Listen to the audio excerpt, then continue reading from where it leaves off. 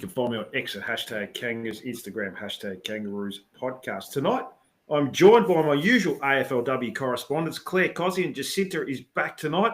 Welcome to the show, ladies, and another win against the Tigers this week. Last week, I should say, this time. And we'll delve deep into that a bit more soon. But we didn't mention last week, Claire, that it was Libby Birch's 100th AFLW game that came up on the weekend. It's a huge effort. And she has been there since the start with the Bulldogs, 3 premierships with 3 different clubs. She's been a big recruit the last couple of years. And it's fair to say she's a big reason why she hasn't played in a loss since she has been at the club, Claire. Yeah, bold flags Birch, they're calling her. And when I say they, I say mainly just me.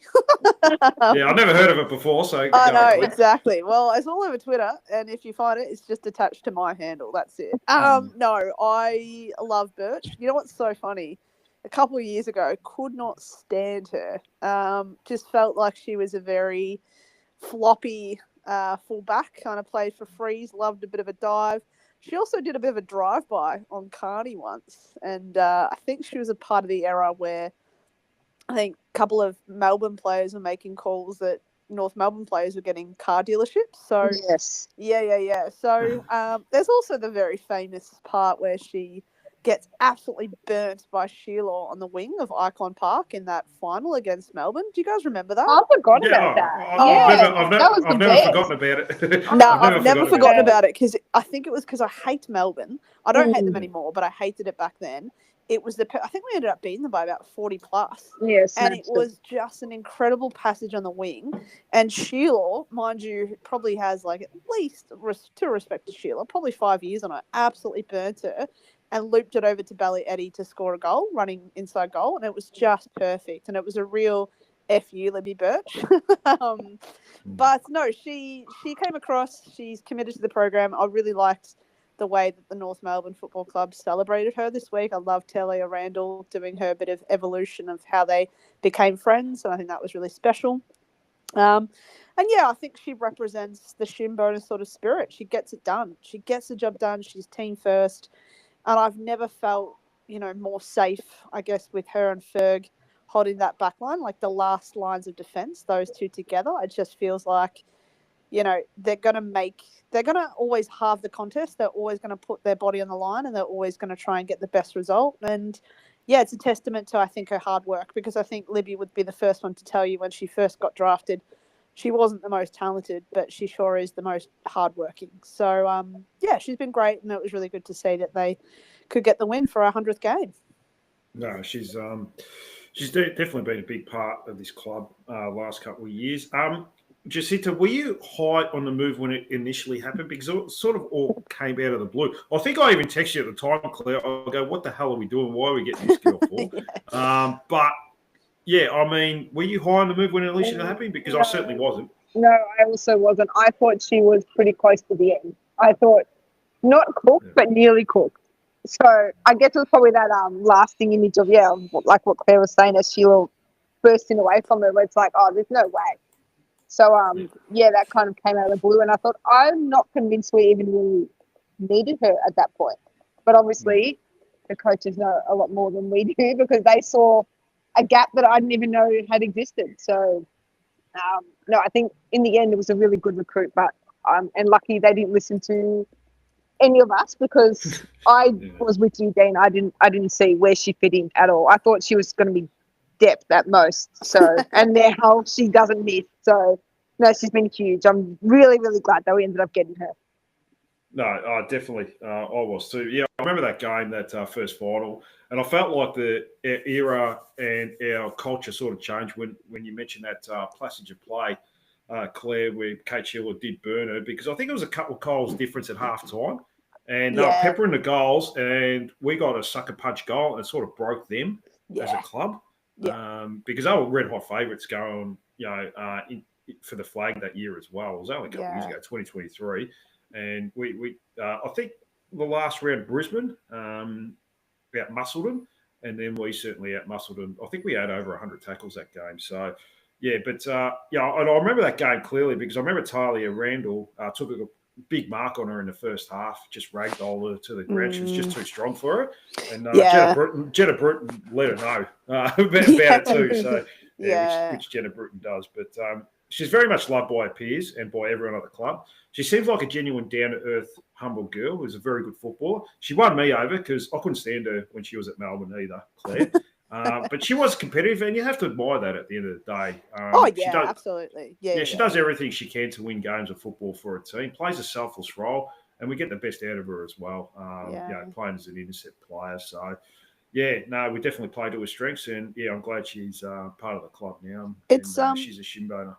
Do you guys think that final, now that I reflect upon it, now there's a bit of time between there, I honestly think that final was like it was like mentally, physically, emotionally, spiritually, everything clicked. It was like, and I understand that we lost the grand final, in 2023, but don't forget, there was we weren't out of the contest at any point, and we did lose Jenna Bruton, and it was pretty tight there. It was our first grand final, but I honestly think that game against Melbourne was probably we could be a dynasty club here. We could be we could be special. It was the turning point. Yeah, it was the turning point. It was a realization of how deep this goes and how great this football club could be, and I just feel like everything came together really nicely and to prove to themselves, because I personally think Melbourne was a biggest mental challenge. Was it the first time we beat them? I think we beat them ages ago. I think it was the first time we might have beat them. Maybe it was we never beat them because we didn't beat them. We lost them 4 times in a row. It was only a couple of weeks before that game. We got smashed in a home and away game against them too. We lost by about 6 goals on a Friday night. Okay. They absolutely bullied us that day. And, we managed to turn it around 3 weeks later. Yeah, which is saying a lot, mentally. 3 weeks later to get yourself back up and say, okay. Yeah, I just remember that game and being there, and I just felt like the magic was in the air that night. I was like, something's different. There's different gravy in the air. It feels special. It feels momentous. Sort of like when we beat Adelaide for the qualifying final in 2024. They just got the job done, even though I reckon Adelaide played, for the most part, for a lot of parts of the quarters, played so much better than us. We were still able to get the job done. Yeah, it was in their forward line. I reckon more than our forward line. Yeah, I just remember that qualifying final thinking, how are we going to get this done? And I think it was the fortitude and the mentality brought on of being able to defeat your mental barriers against these top teams to then say, well, we can do it. We don't have to. I don't know. I don't play professional sport, but I feel like maybe there's a feeling in the air or a vibe, I guess. But anyway, I don't want to use too much Gen Z language, or we'll probably lose half our audience. Well, Lenny came in the chat. She thought Libby was close to 30 at the time, but she's only 27 now. Yeah. So she's still got plenty of good football left in her. And apparently she said we did beat them very early on. So maybe our first year is the only time I can think of. But I can't remember, to be honest with you, Claire, beating them. So, right. Yeah, there you go. Thanks for coming in the chat, by the way, Liddy. We'll go to the game, and I know you've come up with reasons, Claire, but there's no way Richmond is the worst team in the comp before last week. I'm with you, Dean. Yeah, really? Yeah, we have played some ordinary teams, and they controlled that first quarter, and they were a bit unlucky to be down a quarter time, Claire. Of course, there were periods where we controlled the game, but they shouldn't be where they are right now. I think with only one win, they beat Adelaide, of course, who was a decent team. Yeah. But they're a better team than where they are, Claire. There's no way they're a bottom team or even a bottom 4 team. Oh, interesting. No. I understand. I truly understand what you're saying there, because based on recent form against Adelaide, and but if you look at who they've lost to, they've lost to Essendon. I don't know how. Exactly. Look, I think they sit. I'd say that they're probably on even keel in that bottom segment of the ladder. They're probably in the Essendon, Giants, Collingwood, Richmond segment. They are where they are. I don't necessarily maybe they could be at best, 3 wins or 4 wins considering their list. But Yeah, I was a little distracted, and unfortunately, I had to really kind of support Richmond that night because I was surrounded by my friends who were supporting my friend who plays for Richmond. So I wasn't. I was actually just watching Erica O'Shea quite a bit and her running patterns and Carney, but yeah, look, Richmond did well, but I think it's the story. It's the case of every game against North Melbourne. Teams throw everything they possibly can at us for about 15 minutes, then they tow away, and then they try to go at us again for the next 5 to 8 minutes of the second quarter, and then they fall away so badly, Dean. So it's like, I do agree with what you're saying. There was a lot of pressure on the ball. It wasn't as slick, and our transitions weren't as I don't know, weren't as Clean. Clean, Yeah, thank you, yeah. thank you. Well, it weren't as clean as what I probably expected, but then I also think, we still beat them by 6 goals, and I don't think we got out of second gear. Like, I don't think at any point I saw sweat pour from their bodies. Like, sorry, Carney, love Carney. She's sidestepping teenagers. Like, she's 36. She had no right to do that. Like, I just think I agree with what you're saying. I think Richmond on paper are a lot better, but I think teams go at us for a real maybe hot 20 to 25 minutes of the game, and then they just can't keep up with us. Yeah, generally, at the start of the game, they'll give everything they've got, and by second quarter, halfway through the second quarter, they look cooked, most teams. So that's happened a lot this year, where teams have been competitive for the first quarter, and halfway through the second quarter, they're out of the game. They're about 4 or 5 goals down, and the body language just drops, and everything else just drops. But Jacinda is saying that they've got Conti, McKenzie, Yassir, Brennan, Dalloway, good talent in that team. I'm still a bit dumbfounded. I know Claire's not talking them up, but I think you're on board with me that I'm a bit dumbfounded that they are where they are on the ladder. No, I'm with you. I think there's obviously other things going on, or the coach doesn't know how to get the best out of them at the moment because, you look at Monconti and she is levels above. She's levels above most players in the comp. So I just think she's honestly good enough to carry them to win, but the rest of them are just, I don't know. I think Mackenzie's a good player. I agree. She's good. She's a very good player. Katie Brennan at the moment is, I guess, all on reputation because I didn't even see her on the weekend. But I think on paper they are. I just think they're not clicking. But I think that they put up a good fight in the first couple quarters as usual. And then I thought it was interesting because when it started raining, then I thought, this will peg us back a little bit and it might just be a slugfest. But I don't know, North just seemed to, relish in it, and they just seem to get cleaner, and Richmond seemed to go backwards. Yeah, I mean, even I'm not sure how heavy it was. I know you two were there, but the commentators are kind of making a bit of a thing of it. So I thought, it must be slippery enough that it's going to, weigh us down a bit, but it really didn't, unless it was just all those wet games that we played in last year, that now it's just like as normal as playing in dry games. So, but I am still with you, Dan. I think on paper they're better than, what are they, 1 win. I think they're a better team than a 1 win. Yeah, and that came last week against Adelaide too. So, I think, Claire, you mentioned they lost to Essendon, so I don't know how. I think they're a heap better team than Essendon, but there might be issues behind the scenes there. So I think they're top. Like, I would 100% Conti and Al McKenzie. I would take it North. Would you guys take them? Yes. Yeah. I don't think McKenzie starts. By the way, I think she probably comes off the bench. Monty could start. But apart from that, I don't. I look at their list and I look at their players, and I just don't think. I think they've got some real top tier talent, but their bottom 6 to 8 players. That falls away. I mean, you've seen some of those inside 50s, and they just drop marks, like simple marks. I'm not going to lie to you, Dean. Honestly, my dog produces better things than on his daily walk. No, and look, I'm not being mean. Like, I really like Grace Egan. I actually know her as a human being. She's a wonderful human being, but she had a very limited preseason because of some serious health issues. Like, love my friend Braz, love her to death, but she's like, I watched on the weekend and, I saw her after the game, gave her a hug, and she laughed. She said, "You told me to do the one thing, and it was to stay away from Vicky Wall." And she absolutely smashed me into the ground in a tackle, and I don't want to go near her. Like, I'm scared of her. And I'm like, yeah, I would too. Like, she's a gun, and she's just like, I mean, she's a bit older. She's 31 now, and it was her 75th game. But she's like, they move the ball with such an ability and such a ferocity that I don't think at any point any team can they feel overwhelmed by the flow of North Melbourne. And I look at, God love her, little Caitlin Cox. She tries her guts out. I think, Paige Scott. Sorry, mate. There's no dog in you. There's absolutely no dog in you. You're a cat.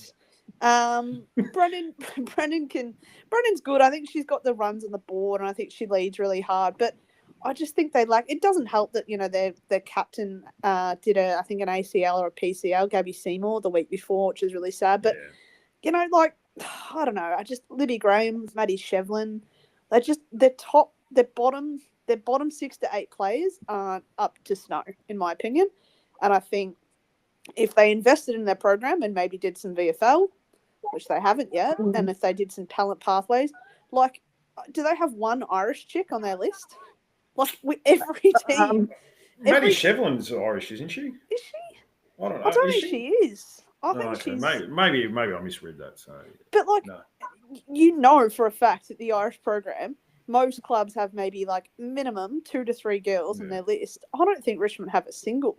I'm like, that's a talent pathway that seems untapped. So, for the most part, look, I do agree with you. They were highly contested, and there was patches of play where I thought, well done, good on you. But I also think ultimately, even the Richmond players knew that they were going to be overwhelmed by North's ability to score. So, yeah. I don't mean to be rude to Richmond, but also invest, babe. Yeah, that's a fair... I think that's the case with a few clubs. Ruboy has come in. Can you please address the absurd narrative of the AFLW media that we don't need to be discussed because we are so good? I think we talked about that a lot last week, Claire, that they don't mention us. Like Ash Riddell last week broke her own record. They did not mention it all broadcast to the last 30 seconds. So, that's all you need to say about the AFLW media. Actually, last week they gave Courtney Hodder Player of the Week. And I was just sitting there, Riddell's just nearly hit 50. I know Hodder played really well, but I don't know. That one blew me. If it makes you feel better, though, they now moved to a segment of media where they're now trying to coach other teams to beat North. So I don't know if anyone's watched it, but a couple of weeks ago they got Dan Lauder, who's the coach of Cats, on to talk about how he would match up with North and how he would stop them. And then this week they've got the secret to beating the Roos. Oh, yes, I did watch that. I bet they're trying to tag Carney. Yeah, so they're just trying to... I think the media is now trying to say this comp is so uneven, we are now trying to give coaches and clubs strategies to try and beat North. That's the narrative that's going at the moment. But look, to be fair, we've gone a couple of seasons with them not noticing us and giving us our dues, and we've won flags. So let's make it a plural and go back to back with the AFL media against us. I don't hate that at all, to be honest. Well, the closest the team has come is 29 points this year, and that was the Brisbane Lions a few weeks ago. And even that was a comfortable enough victory. So, that's, mind you, teams getting a fair run with the umpires as well. Oh, so, they're trying. They're giving a crack. I mean, the minute it evens up with umpiring, we blow teams away by 10 plus goals. That's all you need to say about that. Linny has come in again. Lisa Lachlan-Bealey mentioned after being named 3 weeks after a lacerated liver. And Ruboy, Gemma Bastiani is the worst. Probably fair enough. So. There's a list. You can keep going down. It's interesting. I've seen Abby Holmes was with Libby Birch commentating the other week. So, I've got a few words for Abby Holmes. I've come around on Abs. Oh, really? I've come around on her because I've been watching and listening to her commentate other games. So, okay. Don't listen to her commentate our games. I absolutely wouldn't. I just turn the comms off now because it just rage baits me. So I'm like, look, I'm not prepared to do it. So that's better for your mental health. Honestly, it's free therapy. And look, to address the AFLW media, I don't think it's up to scratch. I don't. It's not even close. No, it's terrible. It's not good. It's. I don't mind. I have come a little. And you wonder why people don't watch it or don't go to games. Well, yeah. Again, it's a half-assed investment in the league, isn't it? respectfully, I do want a little bit more. I want more investigations. I want more feature articles. I want more interviews. And I'm seeing more and more fans do content creation that I'm getting my fix from now, because I think that's where good analysis lies in. So I would be much more prepared to support, content creators. Like, I know there's a little North AFLW girl who goes to games and interviews the players, and she puts that on TikTok and Instagram and things like that. I think they do a much better job than mainstream media. So, keep it with the people at this point, I reckon. No, definitely. They should just get supporters to commentate their own games. Like, you get that option. They used to do it. They did that on the NRL years ago, where you could instead of listening to normal commentators, you get your own supporters. They used to commentate the game, so you could just switch red. Yeah, you press red. Press red for Ed. Yeah, and things like that. So, well, I think if supporters did it, we wouldn't be calling Gat O'Shea and all the rest of it that they do. Exactly. Linny's come in, not North related, but there was barely any talk about the Gold Coast player knocking out Ruby Spark last week and not being suspended. Very good point. That's true. That got hidden. Yeah. Well, Ruby Spark, didn't she try to clean up Emma Carney and nothing happened there? I remember, run past her, hip and shoulder in the head. Whack? No, was that Ruby or Kathy? No, I was one of them. I can't remember which one it was, but nothing was mentioned there because Emma Carney, the tough girl that she is, just got straight. Oh yeah, she got straight up. But it's like when Tess bounced off Dakota. Oh yeah, that was a bad one. But that was violent. The shoulder went into the head, but she got straight back up too. Yeah, but dickhead Dakota, and this is sorry, and I mean, I do rate her as a player, but she's never going to beat the allegations of not being a dirty player when she goes and pulls people's hair. Like, I actually think she should have got a match suspension for that. I genuinely that's a dirty play. Like, it's a dirty play. It's a dangerous play, and all the AFLW girls that I spoke to said 100% that should have been a match. She got a $200 fine that got down to $100. Mate, that's nothing. Great. That's worth it. Yeah, exactly. And I'm like, look, is she just jealous because she ain't got any hair? I don't know. No one can pull her. There's no retaliation. It's more expensive to run a red light than do that. Literally. Double that. So. I agree though with the chat. I definitely think that should have been cited. A concussion these days also you can miss 2 weeks, not even just one, depending on where your game is placed for the next week. So I 100% agree with that chat. Definitely should have been looked at, and I think that should have been under sanction. But that's AFLW for you, baby. Rude Boy's coming. Kelly Underwood. I don't know if he's just left the D out. So he's got a throw up emoji face there with her. So that's all right. We'll move forward. We want to talk about North Melbourne. That's why we do a podcast, because no one else talks about us. A mainstream media, as Claire calls it. They don't talk about us. But there was mention of Elise O'Loughlin, and she was back this week, and I thought she was superb. 20 touches, 5 tackles, 6 scoring involvements. I know we have injuries right now, but it's nice to get one back, isn't it, Jacinta? Yeah, that I completely missed the news that she had been ruled fit to play. So I turned on the TV and she was running around. I thought, no way. Like, I guess they just took all the precautions they could, and in the end, she got really lucky and it wasn't as bad as they initially thought. So, but yeah, that was maybe it was actually her best game of the year. I don't think she kicked any goals, did she? But she was all over the place. And at one point I was going to message you guys and say, is she playing in the middle or just really high half forward? Pushing up the ground, Yeah, okay. So she was just working really hard because she was on the wings a lot. I saw her in the centre a lot, just smashing plays. Yeah, she looked really dangerous. And then I thought she was playing a little bit of that Bella Eddie role, which she pushes up and then kind of delivers the ball inside 50 instead.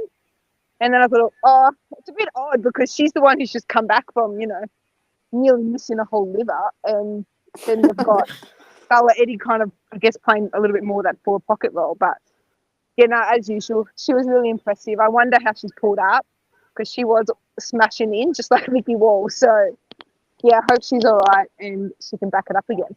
No, definitely. No, I thought she was superb. Good to have her back, that's for sure. This next girl, and if I had to say, Claire, who had the equal most intercept possessions in the game? Here we go. Next to Eliza Shannon, who would you say it was? You're going to stitch me. okay, while I agree with O'Loughlin, and while I want to ask you guys a question, what do you reckon Alice has done more damage in? Her lacerated liver or like the end of season flag footy trip? Well, she's back I playing. can't see her as a big drinker. I think she's just a quirky personality. I don't think she's the type that you wouldn't tell if she's had 10 beers or if she's sober. Yeah, I think she just acts like that anyway. So, yeah.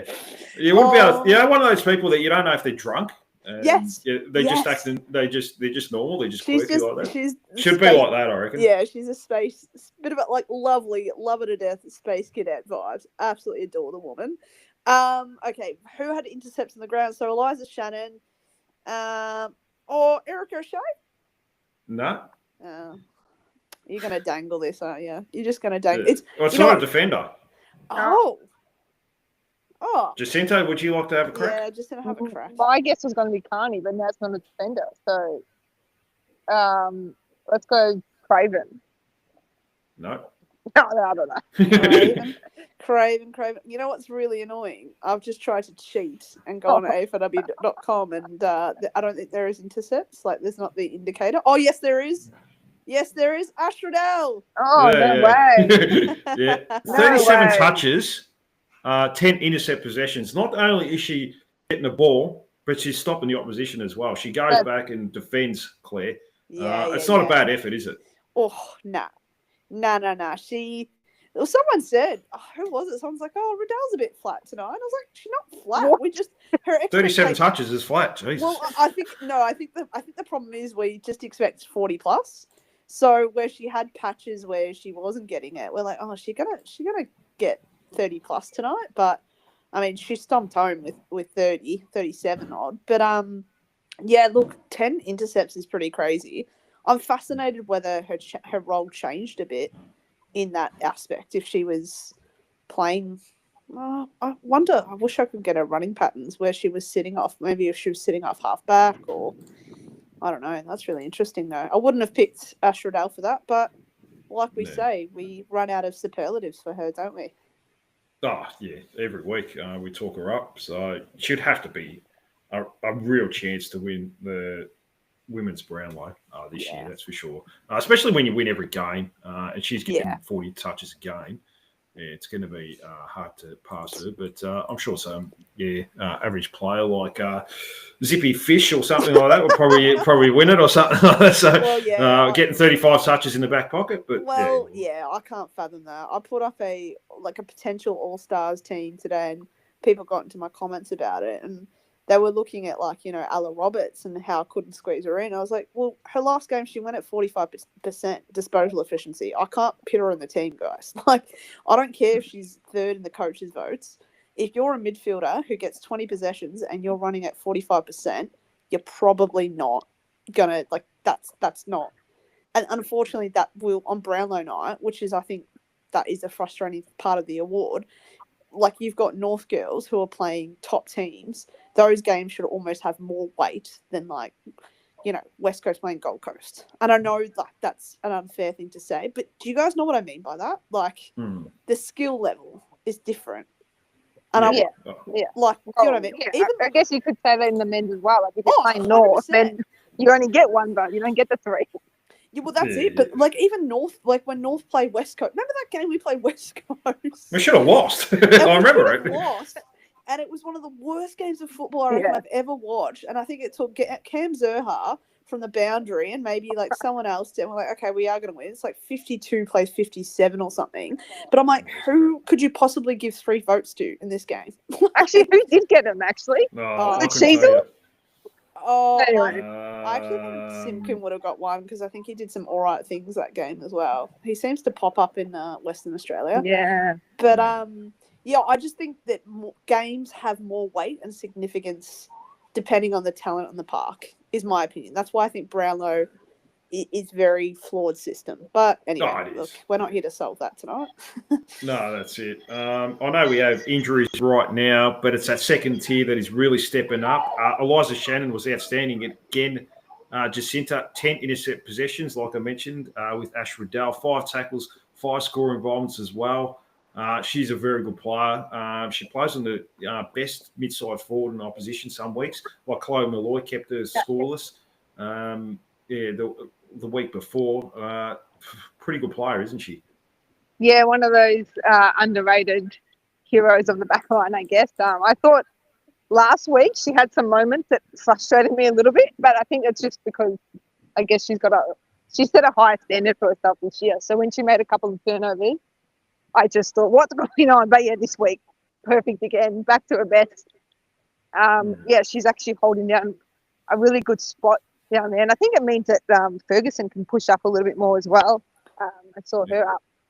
At least she got out of the D50 a couple of times on the weekend. So that was really She went inside the forward 50 on one occasion, Jacinta. Oh, that's exciting for you, Dean. That's really exciting. I got a little too excited almost when I seen that, and Talia didn't pass it to her. Was she calling for the ball? I actually messaged her, and she said, I didn't really want it. So she's just there. She's just she goes, I'll leave it to the forwards. I go, yeah, but have a shot at goal. Went out on a full anyway. So she's just been a cone. It was disappointing. It broke my heart that she didn't pass it to her. Yeah, especially because Randall sprayed it, didn't she? Yeah, she kicked it out on a full. So. And I love Talia, but how many did Randall spray that game? She would have been 2 minimum. She could have had a big there was at least 2. Yeah.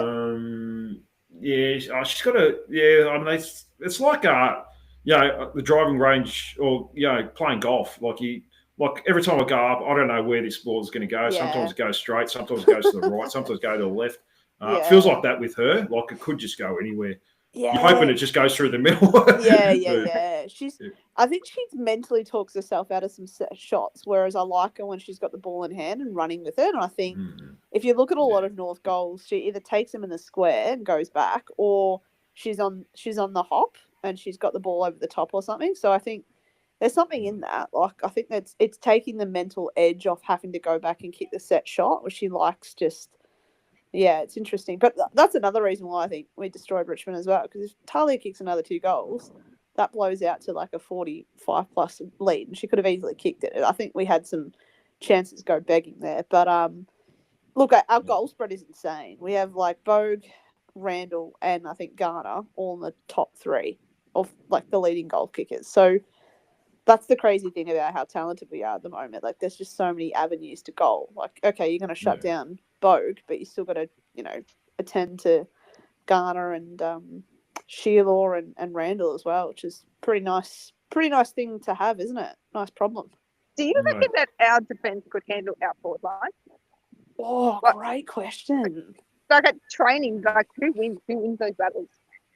I have brought it up a couple of times because they do a lot of competitive work. Like Ferguson goes to Randall a lot. Oh, that was a while ago.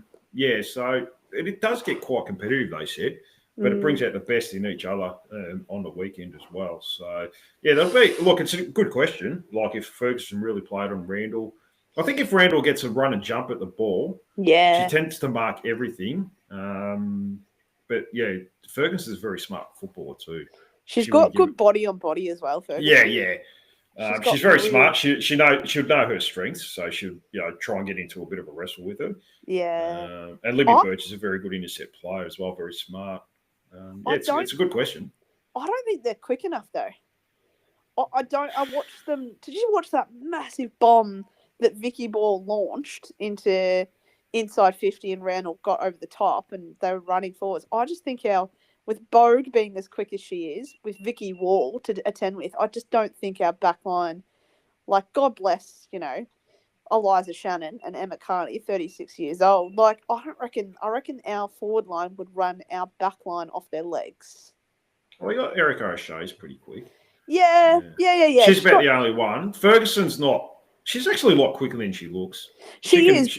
But she's more of a stop and prop, isn't she? She's more like, let's contest 1v1 because I backed myself in. Whereas, I just think if North were to play over the top game, I do truly think that I think it'd be tough, but I do think our forwards would actually just beat our back line. No hate to our back line though. It depends on the space up the field. It depends who's kicking the ball in. Is it our midfield kicking the ball in, or is it someone else's? True. It's a fair question. might have to get to train them one day and see how they go against each other. Well, the intra club at our train would surely be the highest level football. Yeah, it's good though. Do you know what I mean? Yeah. Oh, but like that's what I mean. Is like I think North v Nantwich is like the highest standard that probably the league has at the moment, which is amazing when you think about that. Yeah, saying something, isn't it? Eric O'Shea, an unsung hero this week. 21 touches, 6 tackles, 578 metres gained, just backing her pace in. Still hasn't taken a bounce this year, Claire. But it's so good watching her run and create from the back half, isn't it? Yeah. She's like I said, I think we spoke about it last week. She just has come on so well. Like again, a little bit different from the Irish in terms of we've really stuck with her and moulded her as a player. I think she's on 44 games now. We got her in 2022. But yeah, I think she just quietly builds in the back line, and I think the best part of her game is that Crocker's just unleashed her and said, "This is your role.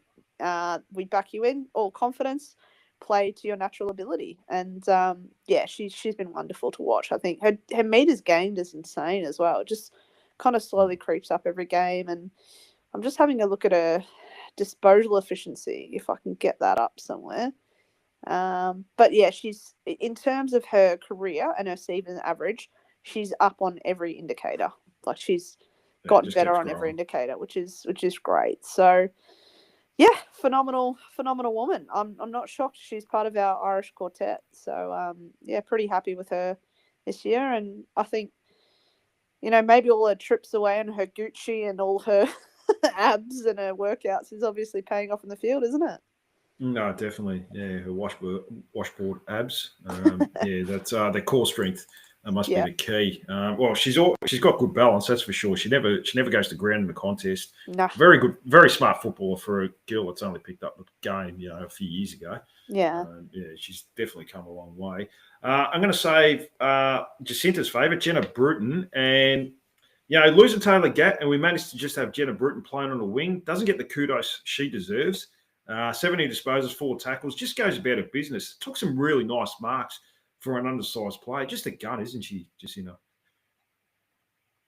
Oh, is Jacinta gone? Oh, I didn't even realise that. So yeah, must have cut out. Too. Yeah, but I'll go to you, Claire. What do you think? Love Jenna. Heart and soul. Obviously, our inaugural best and fairest winner. Just gets the job done. I love her. For lack of a better word, I love her bitchiness. Like she's just got a bit of fire under her belly as well, which I think is great. But yeah, she's the ultimate for me. She's actually the ultimate utility in the sense that chuck her half back, chuck her half forward, chuck her on the wing, or if you want a centre bounce attendance, she did start her career in the midfield. So yeah, we're very lucky to have her talents and just her game awareness as well. There was a couple of times where I thought she was really smart and just like getting the stoppage or holding up the game or finding the outlet kick as well. So yeah, she's a star, and we're very lucky to have her. And unfortunately, if you look at the coaches' votes, every week it's Ash and Jazz who get up the top, but your Mia Kings, your Tripodis, your Brutons, they don't get the same sort of recognition. But I don't think you get Ashredale and Garner firing the way that they do without that layer of the Tripodis and the Brutons there to assist. So, you're only as good as the kind of the people that you work with. And I think Jenna Bruton is just an amazing talent. We're very lucky to have her. Yeah, very good player. Still got everything that she's starting to get back to her form before she did the Achilles. Because last year I think she had a couple of little soft tissue niggles, but was still good. But this year I think she's gone back to the player that she was. Unfortunately, she just can't get in our midfield because it's too star-studded. She's the type of girl that's just happy to play a role for the team, whether it's in a forward pocket, in the forward 50, or on a wing if there's an injury. So, yeah, been a very handy addition. Or not addition, but been a very handy player this year. Vicky Wall, and her foot is a big part of the ball going deep inside 50. I think you mentioned that first quarter, the ball went about 70 metres. She's got a booming left foot, which is very important because she generally gets it in quick. And Talia Randall seems to take advantage of that as well because it gives her the best opportunity just one-on-one. It must be nice playing with Vicky Wall because not only that, but you can sort of sense when she's within 5 metres of a player, they start fumbling straight away because they know she's coming. They're going to get hurt. Yeah. She does some strong tackles, and she gives away free kicks occasionally, but they're good free kicks to give away because it's sending a statement. Yeah, worth it, 100%. And look, there were a couple of times, I don't know whether you can hear me, but on the outer when I was calling those players a bit soft, Yeah. But I can attest to my friend and her bruising that she woke up with the next morning, and she sent me a photo and she said, "This is the Hammer's doing," and I was like, "Yeah, well, they don't call it a Hammer for nothing." But yeah, I think it comes from two things. One, she's just a competitive beast. And she was incredibly, I remember Jazz Ferguson on your podcast saying that she brought even a new level of professionalism to North, especially coming from a Gaelic background and just sort of that standard that she set. And I do think it's the Gaelic background. It's the tough mentality of the tackling and the intensity of the game. So yeah, I wouldn't go near her. I would not go near her if I had the ball. I remember thinking to myself, when she run downs and tackles you, I imagine you feel it for the rest of the game. I think even in the grand final, she got last year, she laid some really tough tackles at the start, just setting the tone as well. And it just, you shake your boots as you hear her coming behind you, and you think, how much damage is this going to do the ribs? But yeah, she's definitely a very talented person. But I also think her work rate and her work ethic is insane. It's also the boot on her is crazy, considering that one that she got over the top to Randall. And remember the one against Sydney where she kicked it from 50, and it did bounce through, but it went at least 45. Yeah, she can kick it. Generally kicks it over 50 metres. Which is a pretty handy weapon to have, which is equivalent of about 70 metres, really, when you talk about it with the men's program. So 100%. Yeah, especially on the big grounds. Yeah. Very, very handy player. So we have a bit of a goal kicking shootout too between Bogue, Garner, and Randall. They all kick 2 each. Who's going to win it between them? Garner, who plays midfield, has kicked 18. Bogue has kicked 17. Randall 16. I mean, I don't know. I didn't see Chloe Malloy how many she kicked in the weekend. I don't know if she's back leading. I think she might be leading it again.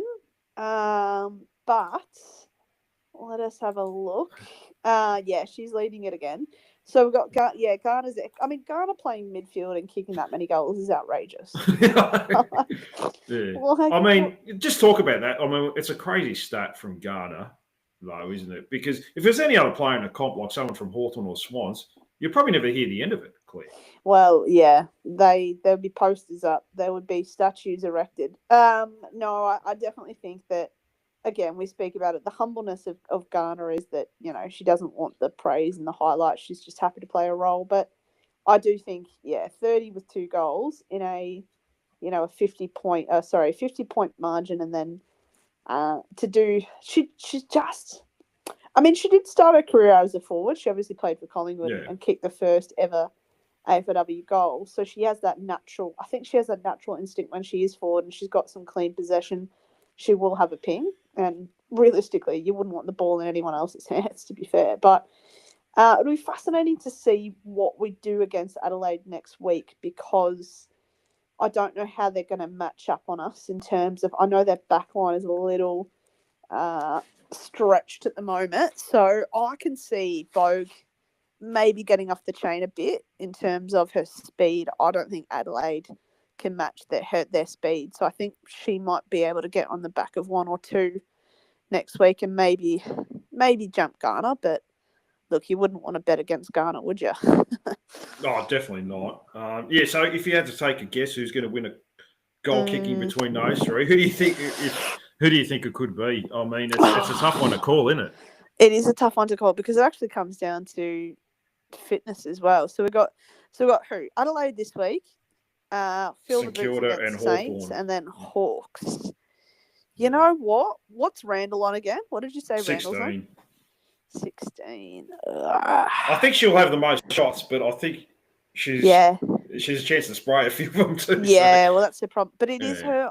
Is it her 100th this week? Yeah, it's her 100th this week, which we'll talk about. Yeah, definitely. Oh, yeah. I mean, look, I'm gonna go Randall just because I think she'll get a bit more of a look of it than the others. Because I think, I'm gonna back in Randall. That's my final call, I reckon. Who do you reckon? I'll go Bogue. Okay. Yeah. Yeah. Good call. I don't know. She's growing each week. Like she's taking contested marks. I thought she was robbed one in a goal where she took it. I felt like she took a mark and they called play on. I think it Yeah, I was saw that. Yeah, Was it I saw that. third quarter? Yeah, I thought that was a Yeah. mark, but yeah, I mean, I could sort of see it from the umpire's point of view that might have been in a contest that was touched beforehand, but Yeah. yeah. So I'm going to go Bogue. Okay. Yeah. Yeah, Good choice. yeah. She's an absolute superstar too. Yeah. We could keep talking about all these players and how good they are, because the reality is they are that good. Yeah. And they probably wouldn't like us talking about them like that in that way, but because they're all about the team, all of them, Yeah. everyone I talk to. But it just shows the culture we've got at that Yeah. club. We'll move forward, and probably our biggest threat this week for the rest of the year, and maybe as to who could break our streak, and the Crows this week. Now, finally, we don't play them in Adelaide. Yeah. But do you see a threat from them this week? They haven't been great away from home either, away from Adelaide. I feel like they're on their last legs. Oh, you reckon? As far as premiership windows, I think Yeah, I right. actually can't see them winning it this year. Nah. I think they've been pretty ordinary. It seems like Doc Clark is fleeing the sinking ship. I think he's done after this year. Yeah. They just look a bit slow too. They've still got the Hatchard and Marinovs that carry him in the midfield. Yeah, and I know they've been a bit, their main goal scorer Gould's been out. Chelsea Randall's they've had been a few injured. injuries. Yeah, they've had a few. I think Munyard's still out as well. So, yeah, looking at their recent history, obviously lost to one against Eagles. Admittedly, that's only a seven. Yeah, exactly. So they should obviously lost against Richmond. They did just scrape past Sydney by 2 points, and that was at home. That was lucky too. Yeah, that was lucky. And then I also watched the Adelaide and the Suns game a couple of weeks ago, and they did come away and kick. They finished strong, but they looked dodgy. They finished strong, but they let Gold Coast have 5-4, which is not great. And they beat Hawthorn convincingly-ish by 20-odd. But, yeah, they do fluctuate with form. And I think the thing with Adelaide is even if they do kick 48 against us, I think we'd still kick 60-odd. You know what I mean? Like, I still think we still have more avenues to goal. So I do think it'll be a good contest because I think of the history of the two clubs and how it has been close. Like, if I looked at our last, couple of games, so we beat them by 7 in the qualifying final. We beat them by 8. That October, then we also beat them by 1. So it's always traditionally been a very tight game between the two clubs. I do think, though, listening to Libby and how proud she was about Pride Week coming to North Melbourne and how excited they are to have their home games back at Arden Street, I think North Melbourne will really want to put the foot down and go all gas heading towards the finals. So whilst I do think Adelaide will prove to be a challenge in a different mental way than other clubs, I still expect us to be successful with the win. I just think maybe in parts it'll be a bit more gritty. Like, we're normally used to the formula of teams coming at us for about a quarter and a bit, whereas I think Adelaide will probably persist with, passages of big play where they do try to clamp us down for a bit longer than other clubs could. Because I do think Adelaide rise to the occasion of playing with North as well. So I think with form, you look at it and you say at Adelaide at the moment, yeah, they're not too crash hot, but I do think they will rise to the occasion and see, okay, how can we knock off North? Given that we've beat them in the last 3 outings and also in that qualifying final, that might sting. But yeah, I just don't see, Dean, where they're going to kick probably 60 to 65 points to beat us. I can't see where that's coming from on the scoreboard, to be honest. What do you think? Yeah, look, their midfield is quite strong, but it's strong in a contest. Once it gets out of there, they just don't have the speed on the outside anymore. They do look like they've aged this year. Yeah. They just look a bit slower, but they still pose a little bit of a threat. I respect them. Look, they're a club I don't mind. They seem very humble, even when they've won premierships. Yeah, they haven't bragged or anything like that. So look, I do respect them. I respect their coach. I think he's a very good coach. I think he's probably on his last legs as well. Yeah, as far I as think getting the best out of this group. Yeah, I think it's a big. They remind me of similar to how Port were trying to move on Ken Hinkley. Like obviously Adelaide are trying to move might on. be just got 1 year too long with him. Yeah, and it's sort of like that hard, awkward thing of like, they wanted to give him the fairy tale, but unfortunately, I don't think they've had many players grow in their system. Like when I think about Eric O'Shea, Tripodi, Craven, Gat, they've all gotten better over time, and unfortunately, I can't look at too many, Adelaide players. It seems they're kind of like Brisbane. They've plateaued a bit, and some have regressed. And then also the injuries hurt more because no one's coming in to fill those spots, I guess. So yeah, look, it should be interesting, but I do think with Talia Randall's 100th and the want to have some finals form, I think we get the job done. No, definitely. I mean, there might be a team change, and maybe Mia King might go at this stage. We still don't know the word on her knee injury. I think Crocker did mention a PCL. I'm not too sure how serious it is at this stage, so we'll just have to wait and see. If she goes out, I guess the logical replacement is AGM, because she seems to be the one that comes in when someone's out. Yeah, she's the injury replacement, isn't she? Last minute. And I just don't think, like for like, Hetherington is another big-bodied kind of ruck tall forward. And I think with already Sheila, Randall, King and Rennie, I don't think we need another tall. So, yeah, I'd probably chuck AGM playing a half-forward role. Maybe get Jenna Bruton to get some centre bounce tendencies. Yeah, possibly will. Maybe Amy Smith as well. Yeah. Because the last time we played them in that final, Jenna lined up to be playing the mid. So, I'm just looking at the team sheet now. So that could be an option. Or like you said, we pump more midfield minutes into Tripodi as well. So yeah, it'll be a balance of, I guess, the midfield rotations. But yeah, just looking what they've got and what we've got, I still think that, even if they come at us with 45 to 50 points, we're probably going to get the job done by kicking 70 ourselves, No, that's right. I don't think we mind an open game. To be honest. Love it. I don't think any team really wants to play an open game against us. No. Where it's going to be a shootout because we'll beat you every time. So look, I'm pretty confident still, even though Mia King's out, Isla Sheeran's out, Taylor Gatt and all that. We've still got enough depth to cover it. To have AGM sitting in as emergency, it's not a bad replacement. She's definitely the best 21 player at any club in the competition. She's very unlucky to be out of the team, to be honest with you, because she's done nothing wrong to suggest that she should be out of the team. But that's just the depth we have at the moment. So that will probably be the only change. It seems to be only injuries. But, it looks like Libby Birch will be doing the speech for Talia Randall this week. It's amazing how far 24 months has come because they used to sleep each other a fair bit, but now they're best mates. It's their teammates. It's amazing how it's gone full circle almost between those two. Yeah, it's the night changes pretty quickly, doesn't it?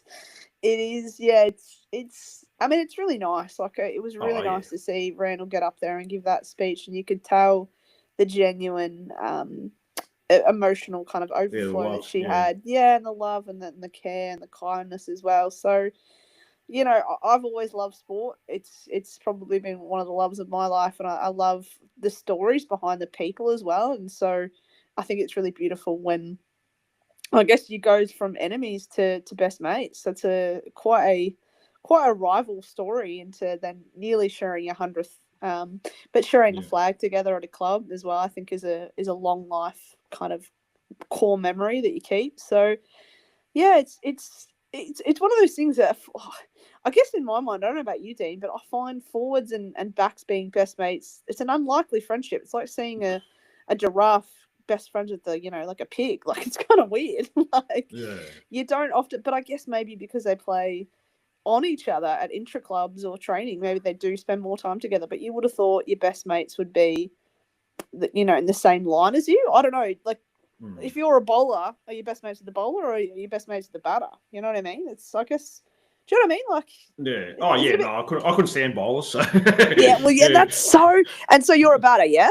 Yeah, I was a wicketkeeper batsman. So Oh, wait, you're a wicketkeeper and you hate bowlers. That's an interesting. yeah, well, they always bowled down leg side to make it hard for me. So Yeah, right. So you're jumping in the air trying to catch it and trying to save a four. yeah, try and save the boys. And That's looking so for funny excuses. because I grew up hating batsmen because my dad was a bowler, and my dad always said to me, "Always trust a batsman to be arrogant or stupid enough to get himself out." And I said, Oh, okay, okay. Dad. And then so I went down the pathway of trying to pursue bowling. Couldn't do that. And I also couldn't bat. So now I'm just I'm very good at standing standing in the slips and having a yap. That's my position on the field, Dean. But Not anyway, bad. yeah, exactly. Everyone needs a slips cordon. I wish I was But- good as Cam Green in the gully, but look, I'm not. That's okay. Yeah. I can try. He's got mitts for days, that boy. But look, it's Talia and obviously Libby have a very special connection, and it's I think it's wonderful when you spend that much time with a person and you become best mates and you have so much mutual respect for each other. It's really special. So it'll be nice to see Libby run out for Talia's 100th this week. No, it definitely will be. And I think the girls will really get themselves up for this game because it is getting to that sort of stage where you're going to probably finish on top. Yeah. There's not too much to play for. You're trying to get to finals. You've probably got one eye on finals, and you're just getting through the games more so. Yeah, trying not to probably get out of second gear really. So, but with games like this, they really want to get themselves up, and it's handy to have that little bit of extra incentive. 100%. And when you look at the data of last game, to be honest, that qualifying final, Chelsea Randall had a BOG game. She was incredible. She kicked 2 crucial goals, and also Gould was there. And I think they're not going to play next week as well. They're 2 huge outs. So I just don't think big outs. Yeah. It's going to be. If Adelaide get up, they deserve it. Do you know what I mean? Like, I'm happy to. I guess Adelaide to me, not that I want it to happen, but Adelaide to me, if they were the ones to beat our streak, I'd respect that. Like, it would be, I'd be like, okay, well that like they're an AFLW club that have a long, rich history of being a successful program. They've invested in the sport, and I can respect the fact that they've really got themselves up for this game and challenged us. Whereas if it was another club, if it wasn't Brisbane or Adelaide, I'd probably be pissed off, to be honest. So it probably shows how much I do really respect Adelaide, and I obviously want us to win. But I think that their program, them and the Lions, have had a pretty good template for how you should run and do and operate a very successful business. So they are coming to their last legs, but if they give it one more punch, then good luck to them, I guess. Well, definitely.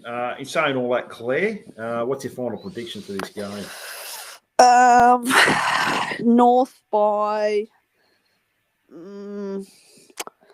26, I reckon. Kim Rennie, 26. What do you reckon? If Mia King plays, I'll say about 31 points. Okay. And if she doesn't play, I'll say about 19 points. I think there's a couple of goals difference, but I think we'll still be too good because we're just too good for everyone in the competition. Yeah, I agree. And they've got a couple of key injuries, so I agree. Makes it a bit tough. So I think King is a huge out. So yeah, I agree. I think if that's the case, I peg it down to maybe 3 to 4 goals. But if she's in, 5 plus, I would say.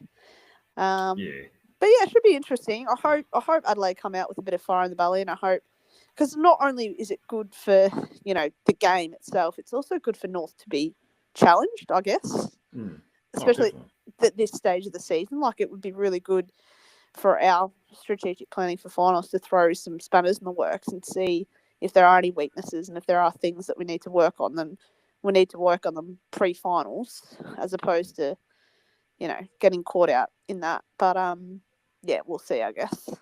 No, that's all we can do. It's like I said, playing at home probably helps as well. Anyways, Claire, you know what time it is now, don't you? You've been waiting for this for probably the last hour, so I've been hanging. Yeah, no, fair enough. All right, well, I'll see if this works. Hang on, I'm trying to get the soundbite going, but it's not working. So, there you go. That took me a good 20 seconds to get that going. But I've got a few questions here for you, Claire. So let's start with the first one. So I got this one on X through a message from One's Cans or something like that. I can't remember. Oh, yeah. Yeah. It's about the Irish girls. And can you put them in order according to their age? So go from the oldest to youngest. We're going to include Neve Martin. Oh, wow. So you got Neve Martin, Amy Gavin Mangard, Erica O'Shea, Vicky Wall, and Blythe Bogue. So oldest to youngest. Oh, no. Good luck with this because I was hopeless. Yeah, because I think they're all tiny. I do know that AGM, I think she's like 25 or 26. Because I'm not even cheating. I don't have anything up. I genuinely just remember reading that maybe 2 weeks ago. So I'm going to put AGM as the oldest. Okay. I'm going to put in after that. I think Vicky Wall's 24-ish. I think I'll go Vicky Wall. And I know... Oh, but isn't Bogue really good friends with AGM? Oh. Okay, final order. I'm going to go AGM, Wall, Bogue, Martin, O'Shea. Oh, no, O'Shea. Oh, Martin's tiny, though. She's like a little kid. She's like 21 or 22 when she came to us, but we haven't seen her in a bit. Okay. Start again. AGM. Yeah. Nah, this is my final answer. AGM, Vicky Wall, Yep. Bogue, Yep. Eric O'Shea, Neve Martin. Oh, all right. So Okay. you got one of them right. Oh, So God. you got Bogue in the middle. That's the one I got right as well. Oh, okay, so cool. the That's oldest is Vicky Wall. Oh, at 24? 27. Oh, she's 27. Okay. Yeah. That looks AGM is great. 26. So that's Yeah. so you weren't too far off. Just swap them over. So yeah. Bogue is 25. Okay. Neve Martin is 24. Okay. And Erica O'Shea is 23, so she's the youngest. my So you gosh. almost had that. Yeah. Yeah, Isn't that interesting? I had Erica O'Shea, I think the second oldest or something. I thought she's been around forever. Well, But, I think it's just because I think that the hard part about that question, a great question for the person who brought it in, it's like you actually don't know because they didn't get drafted and go through the talents, like the Coates talent league that kids normally do. So it's just hard to pick where they are. So Vicky Wall's 27. In my head, she was 24. So she's looking great. Good on you, gal. Yeah. I need your skin routine. But also, they all look kind of young. To think that they've got that much more time left in their career is crazy to me. Like, Erica O'Shea, what did you say she was? 23 or 22? 23, yeah. Wow. 22. She's been around for 3 years, so yeah. Yeah. And keeps getting better too each year. I just look respectfully, and we don't know how they're going to cook it, but at some point, I think they'll be asking for money, aren't they? That's the down the track problem, and maybe it's a different philosophy at North. But like, you're 23, and she's like playing that good of a footy. Like, she could, like, realistically, if you signed her up after a year or two and said, we're going to give you the top tier because we'll give you a 5-year contract on tier 1 payment. I don't know how you say no to that, Dean. Like, that's good money. Oh, yeah. Depends. It's because it's year by year with these girls as well. Yeah, I think Vicky true, Wall actually. missed a couple of years ago. Neve Martin's missed this year. Yeah. It depends what they've got. I think they're just happy to come across. Like, they go home, they come across for a year, play a football, and then just go back home straight after it. So I don't think they make money playing that Gaelic football up home. So I don't think they do. I think possibly. Oh, maybe they do. Maybe they don't. I'm not too sure. So yeah. I think they must get benefits in other ways or something like that. So. Yeah. Well, Erica O'Shea's got a couple of sponsors on the fly, doesn't she? So that's that's right. Yeah. But they're all contracted past this year, as far as I know. I mean, great for us. 100%. Yeah, and I'd be pretty filthy. I mean, I love Bo, but I'd be pretty filthy if, you developed a pool this time and she's like, okay, see ya. But no, I don't think that's going to be the case. But yeah, just those ages are a little shocking to me, considering how much football and how big their career is. Like, they've got and obviously Craven and Smith and Gatt and all these girls, like, they've got 10 plus years in the industry, which is incredible to think. Whereas I think obviously on the opposite side, Carney and Sheila probably got a limited time span. I mean, not that you could tell looking on the weekend with Carney winding back the clock. But I mean, she's just sidestepping teenagers for fun at the moment. It's actually very very fun to watch. Yeah, But yeah, that's good anyway, fun. great question. Loved it. Happy to do another one. Yeah, definitely. If anyone's got any suggestions, just send me a message, and I'll put it up for Claire. Now, defenders. We always start here with we the go. defenders. We all know Jasmine Ferguson's disposal efficiency, No. but who has a better kick efficiency between Jasmine Ferguson and Libby Birch? Oh no. Okay. Can I get studio? Can I ask you a question? Just Me personally, yeah, like as in like, can you just tell me who do you think kicks out more, Birch or Ferguson? that'd be pretty similar, wouldn't they? Yeah, same. Exactly. That's what's in my head. There's not much between it, to put it this way. No, I'm. It's Jazz. When in doubt, go Jazz. Jazz is my answer. So you lock it in, Jazz Yeah, Ferguson? lock it in. Lock it in. Well, you are wrong this week, Claire. Oh my God.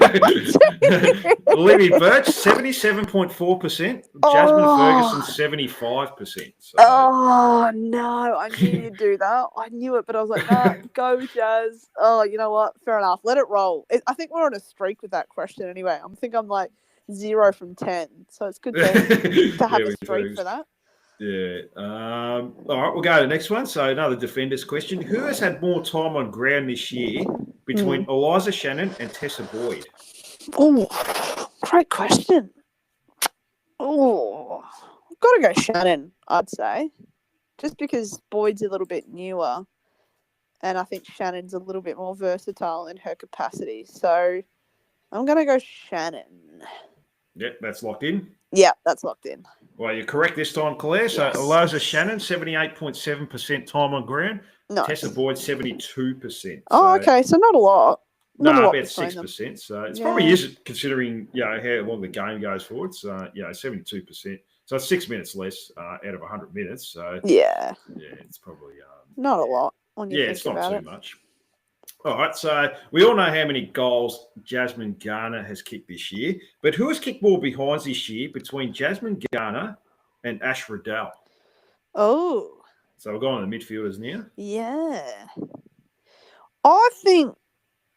Oh, that's such a good question. Because Jazz doesn't miss many, but neither does Ash. Like once they ping, they have a ping.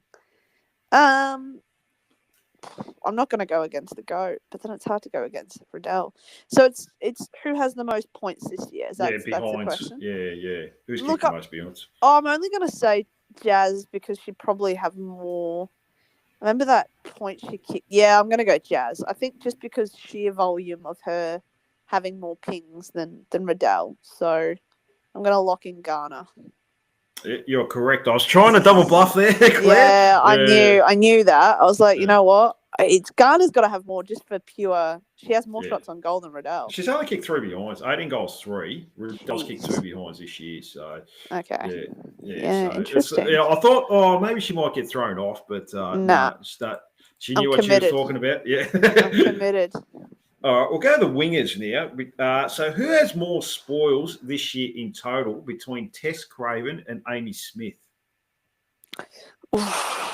More spoils. Oh, I actually think it's Tess is renowned for a little punch and she likes to fly a bit. I'm going to go Tess. I'm going to lock in Tess. All right, you locked it in. And that is correct as well, Claire. So Tess Craven was 9. Yeah. Amy Smith was 7. So very good there. Yeah, she does sometimes go in the defence and just helps out. Yeah. She'll go up. So full credit. Real good at that. Yeah, she's a tough little girl. Very gutsy. Brave in the contest. Yeah, appreciate it. Good on your Tess. Yeah, that's it. So second last one. Who has taken more marks inside 50 this year between Bella Eddy and Jenna Bruton? Oh, I haven't seen Bella do a lot of work overhead. She's taken some on her chest. I actually think Bruton. I'm going to lock in Bruton. Yeah, that's a good call there, Claire. So Jenna Bruton 4, Bella Eddy 3. Oh, okay. These are tight though. It's good. It's interesting how close they are, aren't they? Oh, yeah, very close. And last one here, Claire. So, who has better disposal efficiency between Mm. Elise O'Loughlin and Kim Rennie? Ooh, that's an interesting one, isn't it? Yeah. So Kim Rennie's her I disposal. thought I'd put Kim Rennie in. She's a ruckman, so yeah, it doesn't get many questions. So Yeah, because you think about Rennie, and obviously a lot of her work is done tap work, and that's not really like her ruck contests. They don't count as disposals. They're hit outs. They're not actual. Yeah, that's right. It's not. It's got nothing to do with efficiency. Yeah, but but given that, because most of her work is done around the ruck, surely when she does have the ball, it's in tight and it's like a quick fire handball out. Because I don't see Rennie kick the ball a lot, whereas Alice does kick and handball quite a bit. I'm gonna go Rennie. Rennie has better disposal efficiency. I'm gonna lock that in on the whim that just rucks probably don't get a lot of the ball. So yeah, I'm gonna lock in Rennie. Final. And you are correct, Claire. Yes! So Kim Rennie is 62.9%, and Okay. Elise O'Loughlin is 60.9%. So Okay. yeah, only a couple of percent difference. I thought with the ruckman, because generally they're not the greatest. No, they're not. Yeah, No. efficient players. That's I thought that might throw you off, but there you go. She's got better disposal efficiency than Elise O'Loughlin. Interesting. Interesting. I've got one question back to you. Do you think that Tristan? Speaking of Ruckman, do you think Tristan? I know this is not women related, but do you think Tristan Sherry has the capacity to be sole captain of the North Melbourne Football Club in 2026? Yeah, I mean, I think we're going to need a new captain. So Yeah, well, 100%. Just quietly. Just quietly. Look, it's probably between him, Nick Larkey, and probably Harry Sheasel, if I had to take a guess. Yeah. They'll probably be the end of those three. I think all three of those will be in the leadership group. So do I. Whoever's captain, next year's captain. Because I'm not a big fan how they do it, Claire, because they get the players to vote for. Yeah, dumb. Yeah, dumb decision. It's not a popularity contest. I think Jesse, when I had him on, he said it's like having a vote on who your boss is going to be. Yeah, at work. You don't do that. So. No. It's no. I don't. I think the system's dumb. I think you have a chat to the coaches, to the people. You obviously, they nominate. Ideally, they nominate for the position. Yeah. You don't want to just bestow it upon them, I guess. But they nominate. You have a chat. You get a general vibe of how people would feel with those as your leaders, and then you go from there. I know Jasmine Garner was voted in as captain, and that's really great, but it's also sort of like, she captains half of North Melbourne the 2024 season as well, so she already had a bit of a red hot go at it, I'd say. But yeah, I'd like to see guys like Luke Parker be in that leadership group as well. I just think with his wealth of knowledge and understanding the game, it's important to have him there as a mentor to someone like Harry Sheasel. But yeah, I actually wouldn't want a sole captain. I probably want Larky and Sherry probably together in my ideal situation, just because I think it's too heavy a load for both of them to carry, and I think it could impact their football. So I don't normally believe in dual captains. Like, I don't necessarily think it's the right way to go, but I think with where the club is at the moment, I wouldn't want to put that much pressure on either of those players. I think it could impact their football, and then I'd put Harry as vice captain, and then I'd have a leadership group underneath them, maybe like the likes of Luke Parker. Who else you got in there? You got. You don't really have too many options. Well, yeah, shit out of luck it's there. Larky, it's Larky, Sheasel, Sherry, Parker, and that's I can't think of too many. And Parker's at the back end of his career as well. You want a young guy that's going to do it for the next 3 or 4 years. Yeah, that's true. But then I'm also very hesitant to put that pressure on like a young Wardlaw or someone like that. Or something. Yeah. You just there's no rush with that sort of thing. No. Well, it's pretty much Sheasel's pretty much the face of the club anyway. He does all the media. He speaks really well. Very humble individual. Yeah, he reminds me a lot of Jazz Garner in the sense that he's very just goes about his football in a very quiet, reserved, humble way, which I think shows strong leadership. And I look at prior captains of the club, I think about Anthony Stevens, Adam Simpson, and Andrew Swallow. Those guys probably weren't nearly as talented as the natural talent that I think that Harry Sheezel has at such a young age. Don't get me wrong, like at the age that he's at, I think the point of that strong midfielder role is just there's that level of selflessness. Like even Swallow played with such a sense of humbleness to him, and Simo and Stevens as well. And I don't know, I've quite always liked that for North. Like I know you've got your big, strong sort of Carey types when he captained the club, but yeah, I think it would be really nice to see when Harry's ready for him to stand up and lead. I think that will be a very big turning point for most North fans, and it'll be kind of a real taste of, ideally, Dean, finals. And that's when you can sort of, make pitches to players and get free agents, good free agents as well. Totally. We pin our hopes to him. Yeah. To be honest with you, we really do. Yeah. Well, no, we do, because I think about, that's how we felt about, the whole Jason Horne-Francis at the time. I remember when he kicked the goal, when we played Hawthorn the first round, we drafted him, he kicked that goal, the whole kind of MCG erupted because North fans pinned their entire hopes and dreams. And I think we've obviously had to reshoot and go to Harry. But I think, the Harry McKercher, Wardlaw, kind of Finn O'Sullivan sort of era, ideally Zane Dersma, but we'll get to see asterisk that one. But they're definitely the future that we hope to pin all hopes and glories. It's fascinating. I know we've been talking for heaps now, so I'll just quickly wind up. But I know we are talking about men's, but I find it fascinating that St Kilda have gone a very different strategy with the draft table, kind of saying to themselves, all right, we're going to go all chips in. And from want of a better word, they seem to be using the word relevant quite a lot, and that's from high position people at the club. And I find it very interesting that North have gone a very much more quiet, different approach to trade. And it seems like they're trying to consolidate their draft talent and develop, as opposed to, it doesn't help that they can't really attract much. Yeah. But two, what do you make of that? Like, what do you make of St Kilda, I guess, going all chips in on that? What do you think about that? It's got a possibility of failing as well, and failing big time. Like, I don't think, paying, what are they paying DeConey? 1.8, 1.9. Yeah, something ridiculous. That's too much for a player of him who's inconsistent, a bit of a bruise-free footballer as well. Yeah. Who else did they get? They got a couple other high. Yeah, they got Jack Silvani. See that, even that, I don't think he's the bee's knees. He's that third defender type that you pay. They've overpaid for him, realising that I'm not thinking that they've got with him. They've got the finished piece to their back line.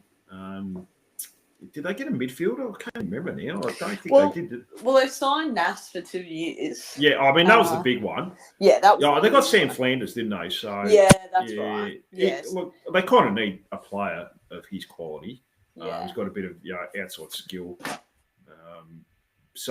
Look, they're going all out, and you got to respect them for that. They're trying. It's either gonna be brilliant and work for them, or it's going to be a disaster and go the other way. So it's a lot of high risk, high reward, isn't it? Yeah, and that's the thing. Yeah, that's probably the best way to sum it up. High risk, high reward. But good luck to them. Look, I respect them for doing it. So yeah, I do. Like, I actually do. Like, for want of a better word, they've put their genitals on the line. Yeah. That's right. Yeah. And they've sort of said, look, we're going to have a real dip here. And, look, I understand it. It's just fascinating with the asterisks of Tasmania being there in the future and understanding how kind of cooked drafts are now. I kind of get their point of view saying, well, the draft's already compromised. It's a hard way to get talent and consolidate it and develop it. So we've gone a different route, which I get that. I respect that. So, yeah, it'll be fascinating. I'm very, like, a lot of people have been talking to me about North and why they haven't made any moves in trade week. And I sort of said, well, you can't pull your socks up if you're not wearing any. And unfortunately, if you can't attract players to the club at the moment, you can't really work within your means. But I think the whole idea is that if we can consolidate, get a bit better, and prove to players that we could be a destination club where they can come and play some decent football, like we did when, Jared Waite came, Del Santo, Higgins, those types of players, then maybe free agency swings back into our favour in 4 or 5 years' time. But I think it's just the patient waiting game, unfortunately, at the moment. So it's good to have the women's because we play really good football and we play funnels there. So, yeah, that's nice. And we are a destination club in the women's. Well, that's exactly it. It's the whiplash of being like, Isla Sheeran, an All-Australian wanting to come in. And like you said, I've no doubt there'll be more players that want to line up in front of our club post-season, no matter what happens towards the end of the year, and knock on our door and say, what do I got to do to play for your team? So it's a bit of a whiplash going from a destination club to our women's to, dog shit for our men's. I mean, like even in the off-season, the girls work hard. They all catch up together, and that flows through to other football clubs, other football players that want to take their football seriously. Yeah. That they feel like maybe their clubs aren't taking it as seriously, so they probably think, I want to go to this club. They're obviously winning for a reason. I want to be part of it. That's just how it goes. Yeah. Anyways, Claire, I know you've held up long. I've held you up long enough. Unfortunately, Jacinta did cut out. She said she's in Queensland at the moment in Surfers Paradise, so she's on holiday. But yeah, she said she did cut out. She does apologise. Any final messages, Claire? Yeah, I'm trying to get down to Arden Street on the weekend. It's just there's a couple of things I've got to juggle. Will you be able to get to the game, Dean? I haven't thought that far ahead, to be honest. I should be able to. Yeah. I really got to check my calendar, but I'm pretty sure I'm good. So, it shouldn't be an issue trying to get down. And I do like Arden Street games, and because we haven't played Adelaide at Arden Street, I know we've played them in Icon. It'd be pretty special to play the club there. So, yeah, really trying to figure that out, and I encourage all fans to go down because if you've not yet been to an AFLW game at Arden Street, can I tell you, it's just one of the most joyous places you can be in terms of kicking back on the hill, having a laugh, watching the girls kick snags, and it's a very different experience than going to Marvel. Marvel, you just you kind of walk around the oval and get worried and upset that they've turned over the ball again. Whereas Arden Street, it's just it's a wonderful place to be, and it's really nice to be close to the community and the supporters, and it's nice. You bump into people, you say hi, and it's a very positive environment. I know the girls love playing there, so hopefully we can pack it out on the weekends. Hopefully I'll see you there, Dean. Yeah, no, hopefully. And it's a good place to watch. Like, you don't, like if the ball's in our forward line, it's a good place to watch, like, the communication of the defenders. Yeah. They're screaming at each other, where to stand, who to play on, and so forth. They're really, it's a really good place to look at how much there's talk. Like, even on a bench, players are talking to each other. It's just non-stop communication. It's what makes a successful team. You never hear that at Marvel. Like, you just watch players come on and off, and that's about it. And you just watch it from a distance. It's actually a good place to not watch the ball. You just watch what's going on around the ground. So, it's and you can hear people and really hear the girls talking, like Libby Birch, Jazz Ferguson, and so forth. You can even hear Kane Garner in the stands. Oh, you'll definitely hear him. He's good value. So he'll be knocking around. Although last time I saw him, he's just in other people's cheer squads. I was like, Kane. Yeah, I don't know what he's doing. He just walks around there and just starts talking to people. So I guess he's VIP though. He's a star down there, so it makes sense. He's a celebrity, a local celebrity, getting amongst his fans. So good luck to him. But thanks for having me on, Dean, and hopefully I'll see you at the game on the weekends. No, sounds good, Claire. I appreciate you coming on. I'll be back on Wednesday night. I'm going to do a trade deadline show, so just to see if anything's going to happen there. Probably not. I might be back tomorrow night. Not sure at this stage. Might have a special guest, but not sure. But don't forget, like, subscribe, leave a comment, do all that fun stuff. It's been a long podcast. Until then, bye for now, and go Roos.